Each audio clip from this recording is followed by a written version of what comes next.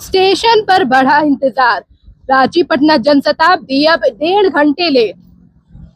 नमस्कार, आदाब, जोहार। मैं हूं फकाफरीन और आप देख रहे हैं रांची क्लब टीवी में। आप सभी का स्वागत है। रांची से इस वक्त की बड़ी खबर सामने आ रही है, जहां रांची से पटना जाने वाली जनशताब्दी एक्सप्रेस के समय में बदलाव किया गया है।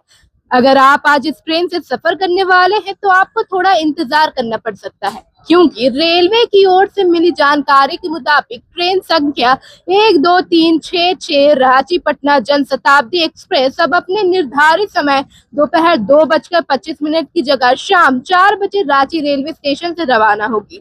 बताया जा रहा है कि लिंक रेक के विलंब से आने की वजह से इस ट्रेन के समय में यह बदलाव किया गया है, जिसका सीधा असर यात्रियों पर देखने को मिल रहा है। जो यात्री पहले से ही स्टेशन पहुंच चुके हैं, उन्हें अब करीब 1.5 घंटे का इंतजार करना पड़ रहा है।